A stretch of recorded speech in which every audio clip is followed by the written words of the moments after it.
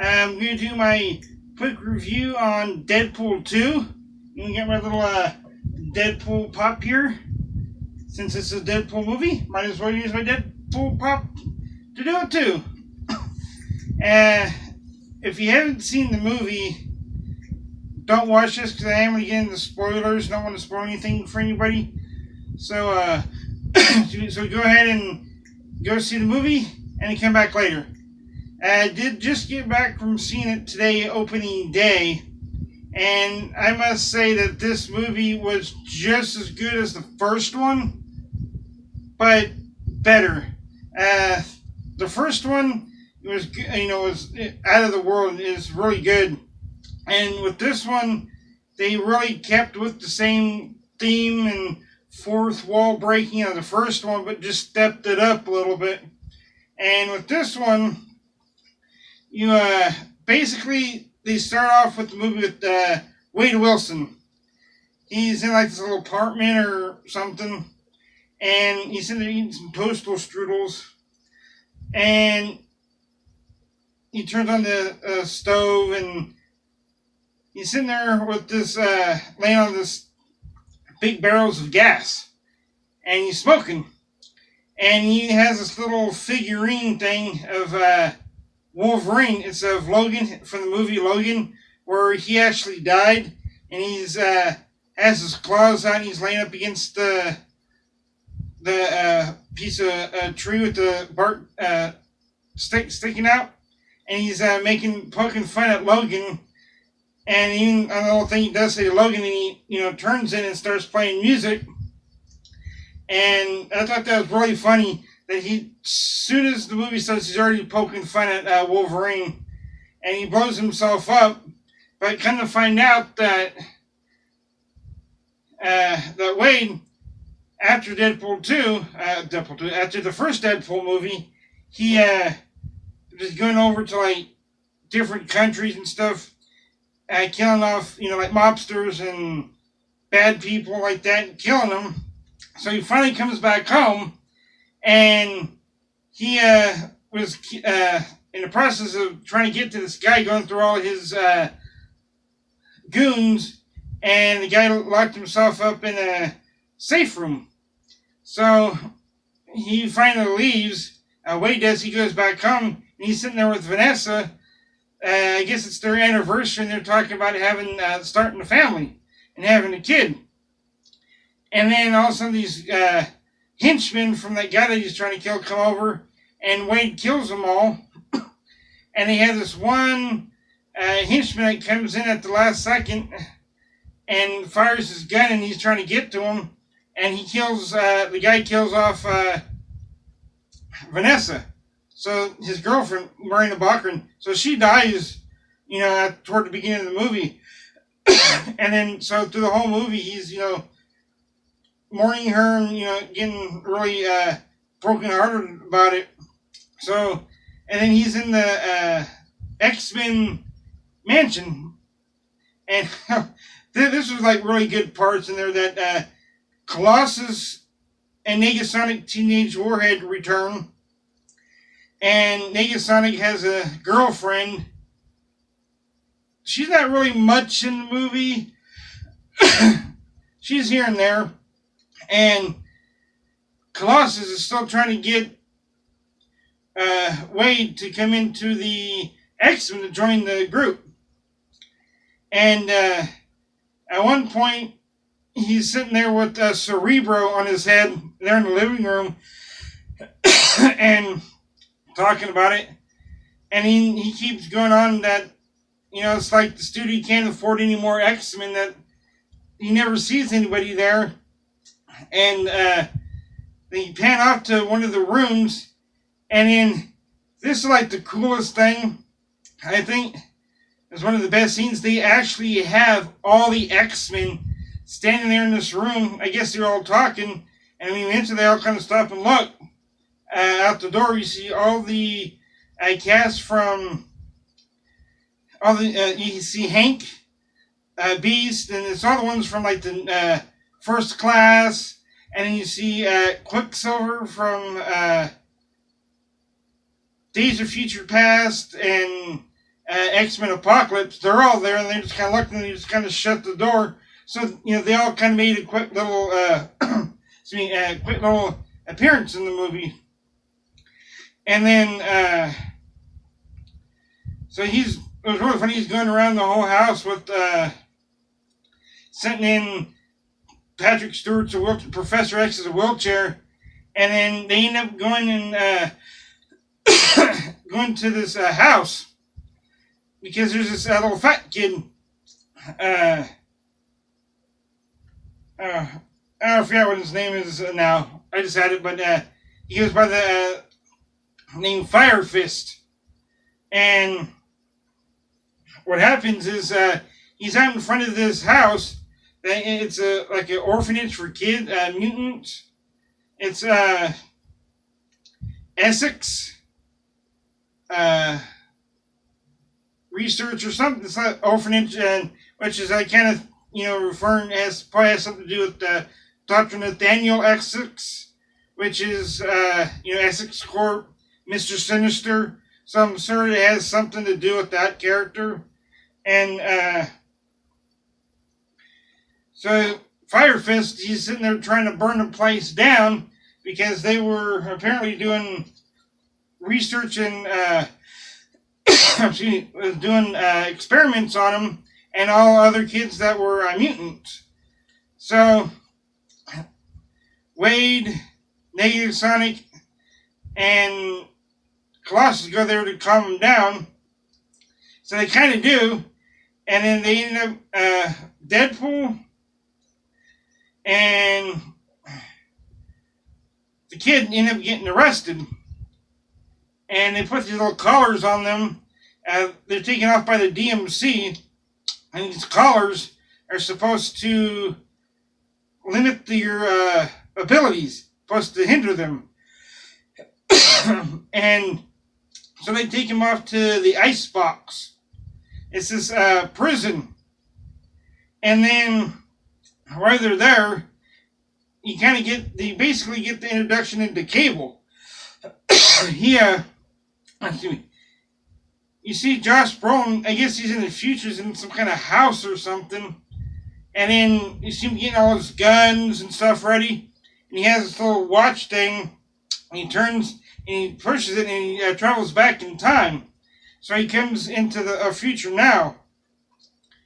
And through the whole movie, you really don't get too much of Cable's backstory through the whole movie. You get a little glimpse of it, and you kind of basically, get why he came back, but, it's not really, you really don't get that much of his backstory, why he has the metal arm and the technovirus and how he was created. You really don't get too much of that, really, at all, because I guess with that, it's just too much to jam into this movie. So when Deadpool and the kid are in the jail, the kid's trying to be Wade's friend, and Wade doesn't really want to be friends. He just wants to sit there and die. So the kid says, "Oh, I want to get the biggest person in the yard and go kick his ass." So they're sitting there, I guess, eating lunch or something, and these three guys go to pick on him, and Fire Fist goes up there mouthing off, and the guy just punches him, knocks him down, and then he gets back up trying to mouth off to him, and that happens like 3 times. He keeps knocking him down, so it didn't work. And they do have this secure quarter down there that's always guarded. It's like the high-risk, high-security unit. And you can kind of get a little bit of somebody at high risk is there, but we'll never get to see who at that point. And then Cable shows up at the prison trying to get to the kid. And so all the units end up getting unlocked, and he's going after the kid. And the kid doesn't know why. And then Wade, tries to stop him. So they finally, get away. And then Cable and Deadpool get blown out of the building, and he goes into the ice, and then he goes and sees Vanessa, I guess because he kind of dies, and she told him that he can't come with her because he doesn't have his heart in the right place. And then he's trying to get to her because they had this big old like force field there that he couldn't get to because they were in their apartment. And then so he finally goes back to Blind Al. You know, she finally comes in because after Vanessa died, he kind of goes back there. And then so he kind of, got introduced to Cable. And so he goes back to the bar and, with TJ Miller, and he tells them that they need to form a super duper group. And then so they put out flyers and stuff, and Depinder, so the whole movie's wanting to join the group because he wants to be a skilled assassin. And then so he doesn't really get in. Well, Wade won't let him in, so they start doing, I guess, sending ads out in the paper or something. And then you get Bedlam, then you get Shatterstar, and then you get Domino, and then you get Bill Skarsgård, and he plays the character that shoots the stuff out of his mouth. And I get Projectile or something like that. And then Peter comes in, and he has no power, so Wade lets him in, and the Peter's back. He's like, oh, come on. And then so what happened is that the kid and a whole bunch of the other inmates from the prison were being escorted on a convoy to a different place. And they had that guy that was, whoever it was in the convoy. So they, that's a high risk. And then so Wade gets all the team together. And then they do have another guy that was Vanisher. And then he's there, but you can't see him. And through the whole movie, you can't really see him. And so they get onto the plane, and they all jump out.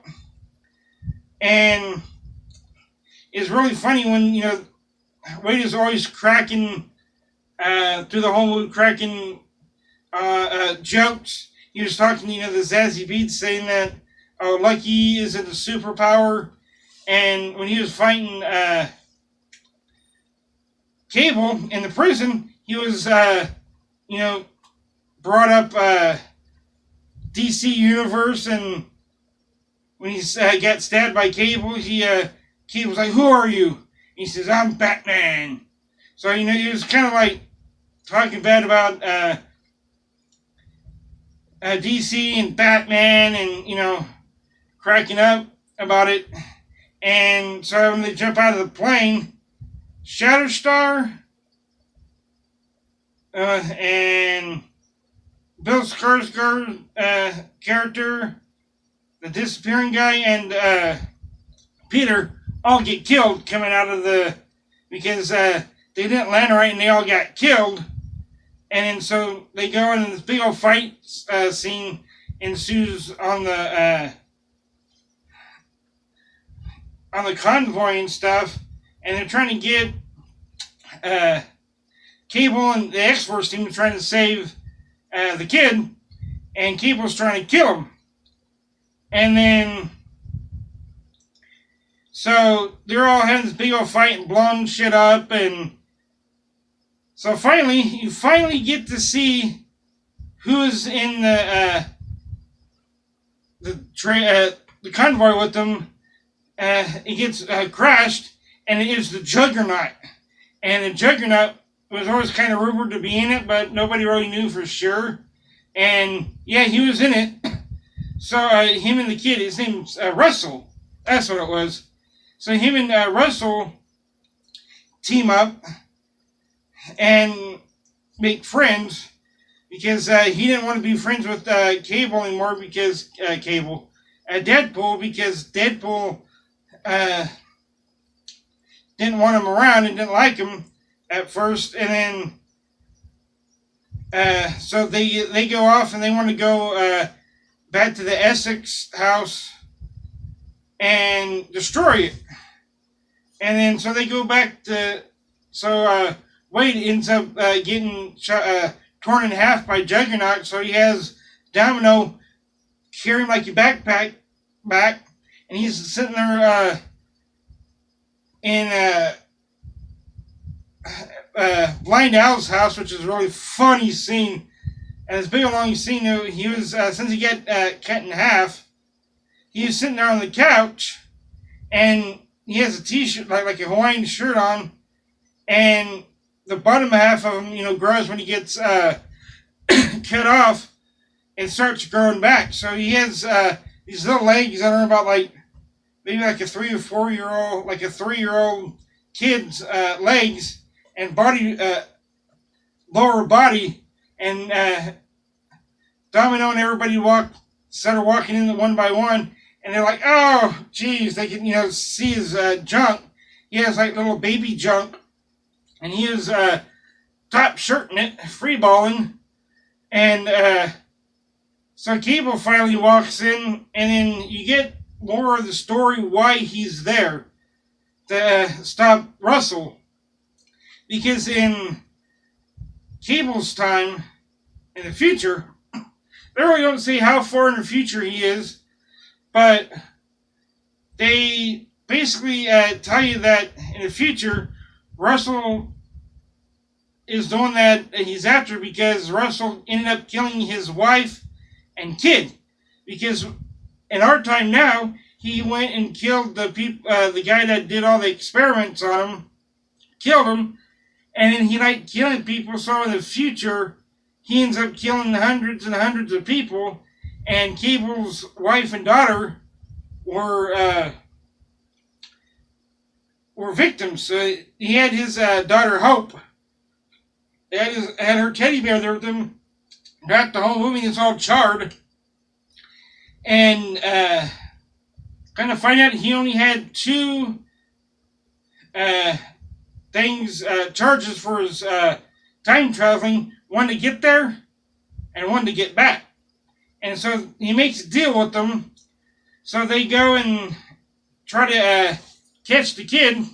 They go back to the Essex place, and this is where pretty much the rest of the movie is. And he's trying to kill him, and then they're fighting Juggernaut. And it was really cool to see Juggernaut and Colossus fight, and Wade's all, oh, this could be the greatest CG battle of all time. And I really liked Juggernaut in this. I honestly thought he was a lot better than he was in, was it X-Men Part 3? He was probably, I'd say, about a good 10 foot tall and just this big muscular guy. His helmet was a lot better version of him. And then Colossus was fighting him, and he gets knocked over, and he pulls down the back of his pants. You see Juggernaut's butt, and he sticks his power cord in his butt, and Negasonic Teenage Warhead charges up and knocks him in the water, and he gets shocked to death. And then they finally get Russell not to kill the guy, and then he was going to kill Wade, and then Cable was going to kill him anyway. So he goes to shoot it, and Wade had put the necklace on that hindered his healing factor and stuff, his mutant genes. And then so he sacrificed himself again, and every time he died, he'd always kept going to see Vanessa to see, she'd give him more clues of what to do. And so finally he sacrificed, and he actually died sacrificing himself for the kid. And then Cable's daughter Hope, her teddy bear goes from being charred it turns back to a regular teddy bear. So apparently they changed the future to where his wife and kid doesn't get killed. And then what happens is, so he actually dies, and then goes and sees Vanessa, and apparently, Russell doesn't kill him, so I guess he's gonna be alright. And then she tells Deadpool that it's not his time, and so he actually comes back to life, and what happens is Cable ended up using his time thing to go back in time to the second when they got there at the house. So it fast forwards real quick to where he got shot, and then kind of find out the little lead coin that Wade gave Vanessa for the skee ball ended up saving his life. So Cable is now stuck in our time, and he uses last bit of his charge to save Wade's life. So I guess now they're going to, stay here in our time, and they're going to, I guess, so that they can have him set up for X-Force. And this movie is really good. They, what I liked about it, though, like you said, that's pretty much, like the premise of the story and what really happens. And then Wade is always cracking on, like when he was fighting, he was always cracking on Marvel a lot. He even made a wisecrack toward Rob Liefeld, which is the creator of X-Force, Domino, Deadpool, Cable. But, it's like, the guy can't draw feet. And he's, kind of criticized for that. And he's even brought up the Hulk and a whole bunch of other comic book stuff, that's relevant and what's going on. And, like, a lot of the stuff that happened in, like, the comic book movies. Brought up Thanos. He brought up Wolverine. Brought up, like I said, the Hulk, Black Widow, and and all that good stuff is really funny. And they do make a good use of the rated R like they did the first one. So, I mean, if you want to go see this movie, I suggest go see it because the comedy is just as good as the first one, if not maybe funnier than that one. Well, that's going to do it for this video. I hope you guys enjoyed it. If you did, drop a like on it, comment, share, and smack the subscribe button. And go ahead and hit that notification bell so you can be notified when I do upload. And go ahead and check out the rest of my content that I do have on my channel. Loot crates, movie reviews, and comic book collection series that I'm doing. And I hope you guys go and check all that stuff. Until next video.